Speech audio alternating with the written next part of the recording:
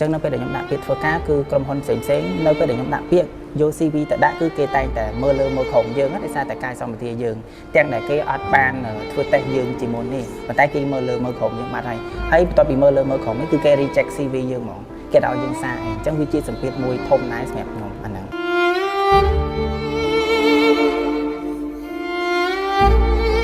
បាទជំរាបសួរខ្ញុំបាទឈ្មោះអ៊ុតសម្រាប់ខ្ញុំមកពីខេត្តបាត់ដំបងហើយសប្តាហ៍ខ្ញុំស្នាក់នៅទីក្រុងភ្នំពេញសម័យនេះគឺខ្ញុំរៀនឆ្នាំទី3ជំនាញផ្នែកហិរញ្ញធនាគារនិងហិរញ្ញវត្ថុហើយខ្ញុំកាលពីខ្ញុំរៀននៅបញ្ញាបត្ររងគឺខ្ញុំបានទទួលអាហារូបករណ៍ 100% សម្រាប់តមកបញ្ញាបត្រនេះគឺខ្ញុំបានទទួលអាហារូបករណ៍ 55% ភ្លាមពីសាកលវិទ្យាល័យកម្ពុជាអញ្ចឹងសម្រាប់អាហារូបករណ៍ហ្នឹងគឺវាជួយដល់ខ្ញុំខ្លាំងមែនទែនចំពោះខាងផ្នែកហិរញ្ញវត្ថុកាត់បន្ថយការចំណាយអីផ្សេងៗជាដើមអញ្ចឹងគឺជួយខ្ញុំខ្លាំងមែនទែនសម្រាប់បច្ចុប្បន្ននេះគឺខ្ញុំស្នាក់នៅបន្ទប់ជួលតែម្នាក់ឯងទេនៅរាជធានីភ្នំពេញនេះសម្រាប់ខ្ញុំគឺតាំងពីតូចមកគឺបន្ទាប់ពីខ្ញុំបែកចេញពីគ្រួសារមកគឺខ្ញុំបានមកស្នាក់នៅអង្គការហៅថាអង្គការដំណក់ទឹកកម្ពុជាគឺស្នាក់នៅទីក្រុងភ្នំពេញនេះអញ្ចឹងគឺខ្ញុំនៅជាមួយអង្គការបន្ទាប់រហូតមកដល់បច្ចុប្បន្ននេះគឺខ្ញុំបែកចេញពីអង្គការប៉ុន្តែគាត់នៅតែជួយ support ជួយចំណាយនៅការចាយវាយរបស់ខ្ញុំដដែលចំពោះការរស់នៅម្នាក់ឯងបែបហ្នឹងតើវាមានផលវិបាកខ្លាំងនៅខ្លះសម្រាប់បងជាធម្មតាសម្រាប់អ្នកដែលមានកាយសម្បទាដូចខ្ញុំជាជនពិការដូចខ្ញុំការរស់នៅម្នាក់ឯងតែងតែ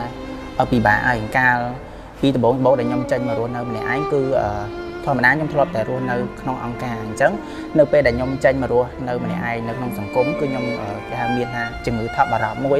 គឺជំងឺខ្លាចនៅសង្គមអញ្ចឹងគឺខ្ញុំអត់សូវហ៊ានចេញក្រៅអត់សូវហ៊ានតាក់ទងជាមួយនឹងបុគ្គលដទៃទេអាហ្នឹងគឺជាផលលំបាកមួយផលលំបាកទី2កាលណាខ្ញុំនៅរស់នៅម្នាក់ឯងគឺបានន័យថាខ្ញុំត្រូវធ្វើបាយទឹកបាយម្ហូបដោយខ្លួនឯងអញ្ចឹងគឺផលលំបាកទី2គឺនៅត្រង់កន្លែងហ្នឹងគឺខ្ញុំត្រូវធ្វើបាយទឹកដោយខ្លួនឯងផលលំបាកទី3នោះគឺតាក់ទងនឹងការធ្វើដំណើរទៅរៀនសូត្រអញ្ចឹងទៅគឺខ្ញុំត្រូវជិះតុកឬក៏ផាសាប់អញ្ចឹងទៅដោយសារតែពិការភាពរបស់ខ្ញុំគឺខ្ញុំអាចជិះម៉ូតូបានអញ្ចឹងណានៅក្នុងជីវិតរស់នៅប្រចាំថ្ងៃនេះតើបងទទួលរងនៅសម្ពាធអ្វីខ្លះពីមិត្តភ័ក្តិចំពោះការរស់នៅសប្តាហ៍នេះគឺខ្ញុំគិតថាសម្ពាធដែលខ្ញុំទទួលរងគឺតាក់ទងនឹងមនុស្សនៅជុំវិញខ្លួនគឺគាត់អ្នកខ្លះអាហ្នឹងខ្ញុំនិយាយចំពោះតែបុគ្គលខ្លះគឺគាត់មើលមកយើងទៅគាត់គិតថាអូយើងចេះយើងចោះចឹងទៅឬក៏គាត់ថាខ្លួនយើងបែបហ្នឹងយើងនៅម្នាក់ឯងបែបហ្នឹងគឺការរស់នៅរបស់យើងក៏អត់មានអនាម័យគឺគាត់និយាយអញ្ចឹងវាជាសម្ពាធមួយសម្រាប់យើងមិនតែយើងដឹងខ្លួនយើងហើយថាអនាម័យរបស់យើងកម្រិតណាហើយសម្ពាធមួយទៀតនៅពេលដែលខ្ញុំរៀនទៅគឺខ្ញុំដាក់ពាក្យធ្វើការអញ្ចឹងនៅពេលដែលខ្ញុំដាក់ពាក្យធ្វើការគឺក្រុមហ៊ុនផ្សេងៗនៅពេលដែលខ្ញុំដាក់ពាក្យយក CV ទៅដាក់គឺគេតែងតែមើលលើមើលក្រោមយើងដោយសារតែកាយសម្បទាយើងទាំងដែលគេអត់បានធ្វើតេស្តយើងជាមុននេះប៉ុន្តែគេមើលលើមើលក្រោមយើងបាត់ហើយបន្ទាប់ពីមើលលើមើលក្រោមនេះគឺគេ reject CV យើងហ្មងគេឲ្យយើងសារអញ្ចឹងវាជាសម្ពាធមួយធំដែរសម្រាប់ខ្ញុំអាហ្នឹងនៅក្នុងការសិក្សាប្រចាំថ្ងៃនេះតើបងជួបនឹងផលវិបាកអីខ្លះគាត់ចាប់តាំងពីការធ្វើដំណើររហូតមកដល់សាលាសម្រាប់ការសិក្សាប្រចាំថ្ងៃគឺតកតងនឹងការធ្វើដំណើរខ្ញុំមានផលវិបាកក្នុងកន្លែងនេះដោយសារតែខ្ញុំអត់អាចជិះម៉ូតូដោយខ្លួនឯងបានខ្ញុំត្រូវធ្វើដំណើរឲ្យចំណាយលុយក្នុងការជិះតុកឬក៏ pass app បើនិយាយពីការសិក្សានៅក្នុងថ្នាក់វិញគឺខ្ញុំអត់មានផលលំបាកអីទេខ្ញុំរលូនទៅបានទាំងអស់តើបងមានជាដំបូងមានអ្វីនិយាយទៅជនពិការផ្សេងទៀតដែលពួកគាត់ជួបនៅបញ្ហាដូចបងបែបនេះសម្រាប់កាំងពីតូចមកគឺខ្ញុំឆ្លងកាត់នៅរឿងពិបាកច្រើនតាំងពីរឿងដែលខ្ញុំត្រូវលក្ខណៈថាខ្ញុំក្មេងកំព្រាអញ្ចឹងខ្ញុំកូនកំព្រាខ្ញុំកំព្រាតាំងពីខ្ញុំអាយុ12ឆ្នាំហើយប៉ាម៉ាក់របស់ខ្ញុំគឺគាត់ស្លាប់មួយឆ្នាំម្ដងអញ្ចឹងពេលហ្នឹងគឺខ្ញុំពិបាកនឹងទទួលយកការពិតថាគឺយើងឆ្លងកាត់រឿងពិបាកច្រើនហើយយើងត្រូវបែកពីគ្រួសារមកស្នាក់នៅទីក្រុងភ្នំពេញចាក់ឆ្ងាយពីគ្រួសារអញ្ចឹងវាមានរឿងលើសនឹងទៀតដែលពិបាកសម្រាប់ខ្ញុំអញ្ចឹងប៉ុន្តែរហូតមកដល់បច្ចុប្បន្ននេះគឺខ្ញុំនៅតែបន្តការសិក្សារបស់ខ្ញុំគឺខ្ញុំបានជោគជ័យបដានៅដំណើរជីវិតរបស់ខ្ញុំអញ្ចឹងគឺខ្ញុំចង់ផ្ដាំផ្ញើអ្នកដែលកំពុងតែបាក់ទឹកចិត្តឬក៏ជនពិការដោយកើតមកជាធម្មជាតិពិការបែបហ្នឹងឬក៏ពិការដោយសារឧបទ្ទវហេតុណាមួយអញ្ចឹងគឺខ្ញុំចង់ប្រាប់ពួកគាត់ថាទោះបីយើងជួបរឿងលំបាកបែបណាក៏ដោយផ្លូវចិត្តយើងធ្លាក់ដល់ចំណុច0បែបណាក៏ដោយគឺយើងព្យាយាមលើកទឹកចិត្តខ្លួនឯងហើយមួយទៀតសម្រាប់ជនពិការគឺ chi chiên đại dương thở mong cùi và bạn chất chi chiên đại dương mong cùi on chất nâng cai xong một tiên nâng rút riêng bọc luôn ai chẳng cứ dương thở lực thực chất luôn ai lực thực chất chẳng mạch cứ ao dương nâng chi chiên rap luôn ai tha cai xong một tia dương cai mau bài nắng chẳng dương từ tôi dùng nó cai bất bỏ dương cứ bài nắng thò một chiếc đó lại mau cứ bài nắng cứ ai cai bài bán để sao vì cái lòng bắt đầu chẳng dương từ lọc cai cai thì chẳng chỉ chiên đại dương ở luôn dương lẹ từ đó bát cứ dương thở lực thực chất luôn ai thầy dương nâng ai thuộc bán dương nâng to từ mốc thò mà đá bài ha muối vì cai là người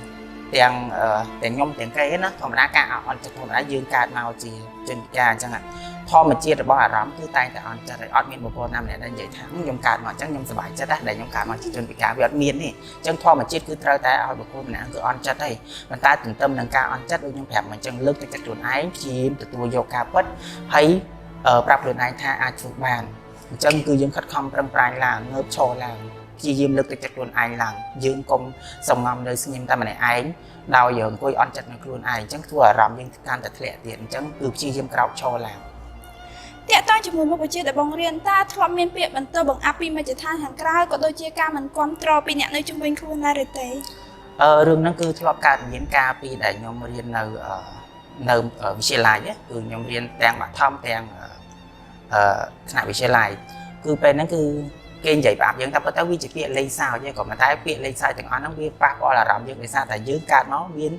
รูปเรียนสับเพียบกายสมติแบบหนังจังเกณฑ์ใหญ่มาเกณฑ์ใหญ่ท่าở đây vì ảnh chơi ảnh cho chừng từ chẳng cứ như ba po là rộng dương mà đây chúng ta thay lấy sai tận tác nếu bây để dương ba po là rộng chẳng cứ dương anh hiên vậy cho cứ dương anh thầm mình nhầm hay thôi mà đây chẳng ảnh kia ba po là rộng người này bây giờ bắt mong còn từ tôi ban ca nghe thơ rồi này xem nhà ba chục bọnนี้คือทำไมนี้ยมเติมตัวตัวนะการเงียปีสกอตเชลัยกัมพูชีคือทางในจะคาเชียคือยมโจบ้านจะเป็นมาขายแต่บ้องตัวท่าวิแม่ท่าไปยาวบำนาคลาสสำหรับบ้องได้ยังตัวบ้านอาหารก็เรียนในที่นี้ให้ทำจังตัวบ้านอากาศการเงียตัวเพื่อนในสถานะตัวดันดองติดสมัยยมกระทาวีคือเจ้าการดอทมไทยเหมือนแต่ตีมุ้ยคือยมตัวบ้านอาหารก็ได้ช่วยกันถอยการจนายบรรยมให้ร้านทบรรยมตีปีนั่นคือเอาการเงียคือมันในทางยมเรียนประดายมเพื่อการประดายจังคือเอายมเบิกฮัดจำในวิเชียได้ยมตัวบ้านปีหลวงครูเนี่ยครูนั่นคือเบิกฮัดในการเงียต่อการเงียจะแสดงจังวิเชียบอดปีเศร้าวิธีเอาการเราทำไทยเหมือนแต่สมัยยมสมัยสกอตเชลัยกัมพูชีได้ประดาเอายมนี้เป็นปัจจุบันนี้ตาการเงินแต่บางทัวน้องวิจุดนักพาริบะแต่เตอร์ผู้ไอ้การเงินแต่บางทัวน้องเวียแต่ต้องดูต้องการหอบลอยจังสมัยการเงินแต่ยมทัวนั่งไงวิเมียนพอหลบมากนะได้ซาตาการสมปติยมจังธรรมดาการหอบลอยหอบไอ้เวียนในมีนเพียบยืดก็มันใต้ปัญหาต่างๆนั่งวีอัดไฟสมัยยมไม่ไปผัวตั้งปีโต้มาคือยมใต้แต่เมียนมาจะตาท่ายมนังโทปีอัดบานอ่อยเลยเนี่ยได้เมียนกายสมปติธรรมดาเบิร์เนี่ยได้เมียนกายสมปติธรรมดาคือดาบานปีจุ่มเฮียนมนยมถือดาวอัดบานบุญจุ่มเฮียนนำไปสมาเกหรือก่อนเลยเกย์จังคือทาวีธรรมดาสมัยยมตั้งแต่น่ะก็บ้องจังสมัยนึกก็บำนองไว้ได้สมัยนั้นทั้งนั้นก็คือยมจังเมียนบิสนิสต่อครูมวยยมจังบางอาชีพกรรมต่อครูมวยดำไปจำชีวิตครูไอ้ก็โดยเฉพาะขู่ซานี่เป็นอนาคตเตอchỉ trong coi ta bom men chỉ biết bây giờ vậy như vậy thì can ông cá tại qua tay tay chui chùm nục bong rong thì trong bài thà là xa bong có đôi chia đo ở thom là cá sắc xa bong ô con nói vậy đo sẽ coi chia lại cầm chia đại ban đo cá nghe đo bong hay nâng hai rồi có đo bong là cá sắc xaแบบนี้và chỉ trong cõi ở nhóm ở sầm rán xôm con từ đó là cá còn một chia để qua tay chui nhóm vô nhóm mò chỉnh châm tăng từ nhóm nghe rồi từ năm cứ chui bài thaชีวิตยมการนั้นโดยยืนก็พกจังให้ยืนแคลโจแต่ขนมพกจังนับเป็นใต้ก็จีเยี่ยมโยกเยอะหมดดอกขาดแล้วดอยยมมันเรียนดอยสกอตเชลัยจังในทางคือกวดช่วยยมมันทมไทยเหมือนแทนจังยมออกดคนกวดคางเหมือนแทนตัวใบยมปัญหาไม่คือกวดไทยแต่จีเยี่ยมเลือกแต่จัดยมปรับยมการบนยมทลอบปลองแคลที่ดอกปีจังใต้คือยมทลอบบัตรแต่จัดมาดอกทลอบโจเป็ดอะนั่งไงยมเสียบายอย่าไปมาชนำเป็นใต้กวดในแต่ชียิมเลือกตัดจัดยืงให้เอายืงเติมแปดจังคือกวาดในแต่สปอร์ตยืงจูยืงละโหดเมียนลำโบเมียนละอปีเรียนมาดาวละจูยยมมาละโหดจังยมอคนแต่ดอกอังคารมันตึกคลังแต่ได้ในแต่จูยยมละโหดตั้งปียมในตู้ลมเราไปจัดบอลให้จิตจงกระน้อยตัวส้มอคนแต่ดอกสกอตเชลัยกองเชียร์โดยที่นี้ได้พอดอกการเอายมจิตจานการปีชนำปีปอนดับดอกบ้วนคือยมบานดับปีบอชนาทัวร์จีดำนางสเปนิสัตจังคือยมบานจวบในดำนางสเปนิสัตจัง គឺបានឲ្យខ្ញុំរៀនសូត្រពីបទពិសោធន៍ច្រើនតាក់ទងទៅនឹងការគ្រប់គ្រងការភាពជា leadership អញ្ចឹងគឺខ្ញុំបានរៀនសូត្រពីការងារមួយនឹងច្រើនមែនតើហើយឯដែលសំខាន់មួយទៀតបន្ទាប់ពីខ្ញុំបានចាប់ពីអាណត្តិសភានិស្សិតហ្នឹងទៅគឺខ្ញុំបានដាក់ពាក្យធ្វើការនៅសាកលវិទ្យាល័យកម្ពុជាដូចគ្នាសាកលវិទ្យាល័យកម្ពុជាក៏ផ្ដល់ឱកាសឲ្យខ្ញុំដូចគ្នាអញ្ចឹងសាកលវិទ្យាល័យកម្ពុជាគឺធំធេងសម្រាប់ខ្ញុំគឺគាត់ផ្ដល់ទាំងអាហារូបករណ៍ផ្ដល់ទាំងបទពិសោធន៍ការងារផ្ដល់ទាំងការងារជាក់ស្ដែងសម្រាប់ខ្ញុំអញ្ចឹងគឺខ្ញុំអរគុណខ្លាំងមែនទែនពួកសាកលវិទ្យាល័យកម្ពុជាអរគុណច្រើនបងសូមឲ្យបងជោគជ័យក្នុងការសិក្សាក៏ដូចជាក្នុងជីវិតផងដែរអរគុណបងបាទអរគុណច្រើន